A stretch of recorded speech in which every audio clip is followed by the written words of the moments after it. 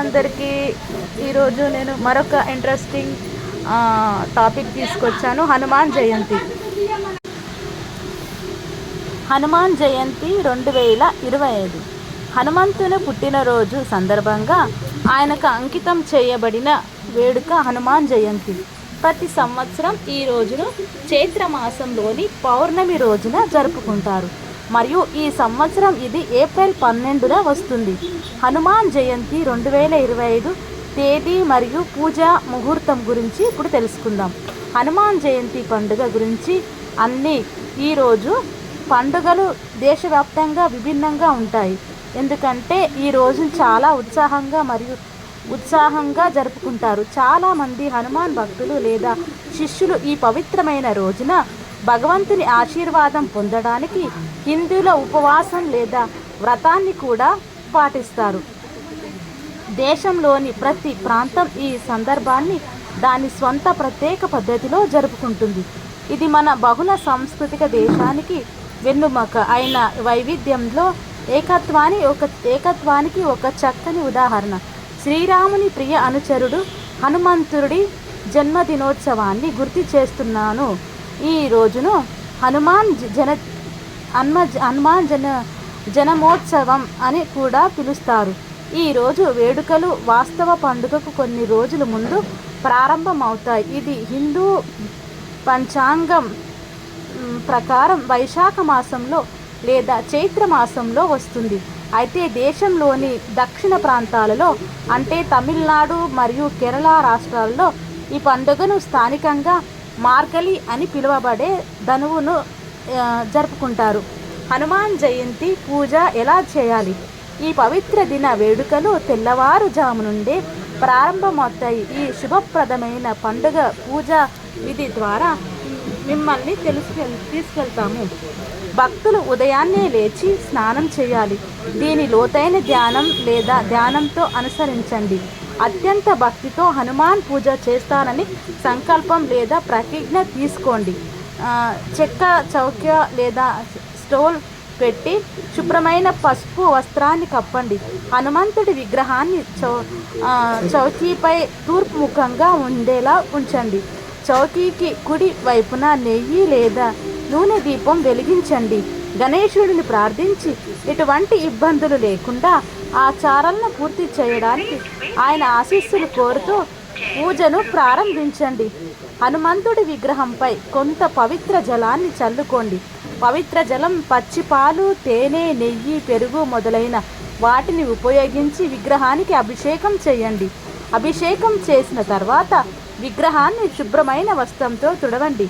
దేవతలకు శుభ్రమైన బట్టలు ధరింపజేయండి మరియు విగ్రహానికి కలవను సమర్పించండి. దేవతకు అక్షత మరియు జనుము సమర్పించండి. విగ్రహం మీద చందనం మిక్స్ మరియు పర్ఫ్యూమ్ రాయండి. విగ్రహం మీద నారింజ సింధూర రంగు రాయండి. దేవతకు కొన్ని పండ్లు, పువ్వులు సమర్పించండి. అగరబత్తీలు మరియు ధూపం వెలిగించండి. హనుమంతుని ఆశీర్వాదం పొందడానికి మంత్రాలను జపించండి మరియు హనుమాన్ చాలీసాను పఠించండి. ప్రసాదాన్ని దేవునికి నైవేద్యంగా సమర్పించండి. ప్రసాదాన్ని సాత్విక వంటకాన్ని అనుసరించి తయారు చేయాలి. కొబ్బరి పొట్టు, పాన్, బీటెల్ గింజలు, పండ్లు మరియు దక్షిణతో చేసిన తాంబూలం కూడా సమర్పించవచ్చు. మీ కుడివైపుకు తిరిగి ప్రదక్షిణం చేయండి.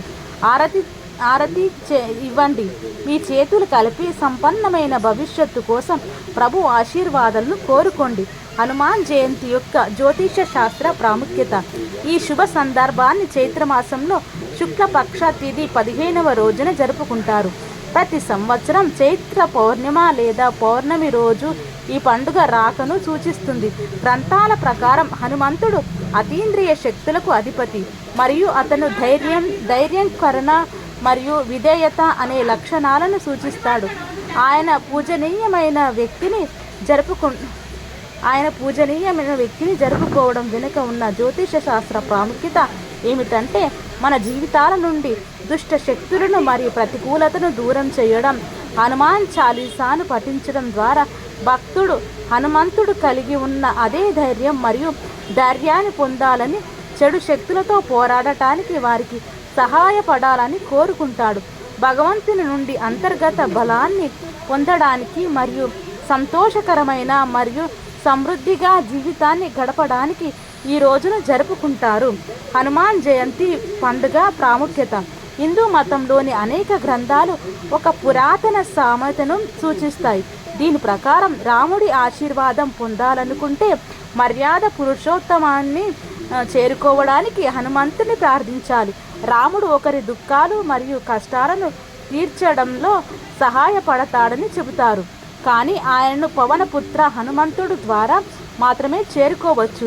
దీని పర్యవసానంగా రాముడు మరియు హనుమంతుడి ఆశీస్సులు పొందడానికి 2025 హనుమాన్ జయంతి పండుగను జరుపుకుంటున్నారు.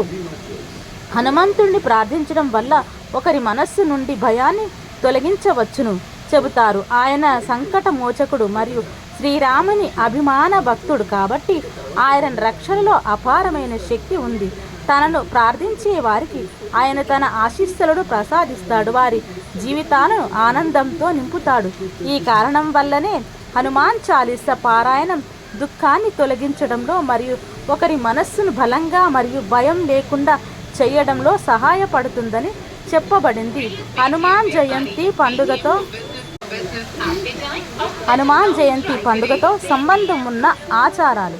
ఈ పండుగ దేశవ్యాప్తంగా ప్రజలను చాలా ప్రాముఖ్యతను కలిగి ఉంది. ఫలితంగా ప్రజలు ఈ రోజును అసమానమైన ఉత్సాహంతో జరుపుకుంటారు. ఈ రోజుతో ముడిపడి ఉన్న కొన్ని ప్రముఖ ఆచారాలు ఇక్కడ ఉన్నాయి. ఈ రోజును స్మరించుకోవడానికి దేశవ్యాప్తంగా చాలామంది భక్తులు ఉపవాసం ఉంటారు. ఈ పవిత్రమైన రోజున ప్రత్యేక పూజలు మరియు పాదయాత్రలు నిర్వహిస్తారు. దేవాలయాల్లో ఈ రోజును మరింత ఉత్సాహంగా జరుపుకుంటారు. దేవాలయాల్లో హనుమంతుడికి అంకితం చేయబడిన ఆధ్యాత్మిక ప్రసంగాలు నిర్వహిస్తారు మరియు రుచికరమైన వంటకాలను ప్రసాదంగా తయారు చేస్తారు. ఈ ప్రసాదాన్ని తరువాత భక్తులందరికీ పంచిపెట్టి హనుమంతుడి ఆశీస్సును అందరికీ లభిస్తుంది. కేరళ మరియు తమిళనాడులో కొన్ని దేవాలయాలు, అవి నమక్కాల్ ఆలయం, నంగన్నల్లూర్ ఆలయం, సుచింద్రాం ఆలయం, అలత్తియూర్ ఆలయం మరియు త్రిక్కావియూర్ ఆలయం ఈ రోజును గొప్ప వైభవంగా జరుపుకుంటారు. ఈ రోజున హనుమంతుడికి అంకితం చేయబడిన శివభక్తి కీర్తనలు ఉత్సాహంగా పాడతారు. ఈ రోజున ప్రజలు ప్రత్యేకంగా హనుమాన్ చాలీసా, రామనామ మంత్రాలు, విష్ణు సహస్రనామాలు మరియు ఇతర పవిత్ర గ్రంథాలను పఠిస్తారు. ఈ జీవితంలో ఒక మంచి పనులను పెంచడానికి శ్రీరామచరితమానస్, భగవద్గీత, శ్రీమద్ విష్ణు పురాణం మరియు శ్రీమద్ భగవత్ పురాణం వంటి పవిత్ర గ్రంథాలను ఈ రోజున పఠిస్తారు. అంతేకాకుండా ఒక వ్యక్తి చుట్టూ ఉన్న ప్రతికూల శక్తుల ప్రభావాలను తటస్థీకరించడానికి ఈ రోజున సుందరాకాండను పారాయణం చేస్తారు. హనుమంతుడి విగ్రహాన్ని హిందూ పురుషులు ధరించే జనీయ లేదా పవిత్ర దారంతో సమర్పిస్తారు. అలా కాకుండా హనుమంతుడికి నారింజ రంగు సింధూరం చాలా ఇష్టమని చెబుతారు. కాబట్టి నూనెతో కలిపిన సింధూరాన్ని హనుమానికి ప్రసాదించడం నైవేద్యంగా సమర్పిస్తారు. హనుమాన్ జయంతి పండుగతో ముడిపడి ఉన్న ఇతిహాసాలు. హిందువుల గొప్ప ఇతిహాసం అయిన రామాయణం ప్రకారం హనుమంతుడు శివుని అవతారం మరియు వానరరాజు కేసరి మరియు అతని భార్య అంజనా దంపతులకు జన్మించాడు. ఆయన జనన ఏకైక ఉద్దేశం రాముడిని సేవించటమే. ఆయన హృదయంలో మర్యాద పురుషోత్తం పట్ల గొప్ప భక్తిని కలిగి ఉన్నాడు. ఆయన ప్రదర్శించిన ఈ లోతైన భక్తి చుట్టూ ఉన్న ఒక పురాణం ప్రకారం ఆయన ఒకసారి సీతాదేవి తన తలపై నారింజ రంగు సింధూరం పూసుకోవడం చూశాడు. అది చూసిన ఆయన సీతాదేవిని ఆమె చర్యల వెనక గల కారణాన్ని అడిగాడు. ఆమె తన భర్త శ్రీరాముడు దీర్ఘాయుష్యును నిర్ధారించడానికి తన తలపై సింధూరం పూసుకున్నట్లు అతనికి వివరించింది. అది విన్న హనుమంతుడు తన ఆరాధ్య దైవమైన శ్రీరాముడు దీర్ఘాయుష్యుతో మరియు ఆరోగ్యంగా జీవించేలా చూసుకోవడానికి తాను శరీరమంతా నారింజ రంగు సింధూరం పూసుకున్నాడు. అందుకే హనుమంతుడు నారింజ రంగు సింధూరాన్ని చాలా ఇష్టపడతారని మరియు అతనికి శాంతింపజేయడానికి అతని విగ్రహానికి సాధారణంగా దేనితో కప్పేస్తారని చెబుతారు.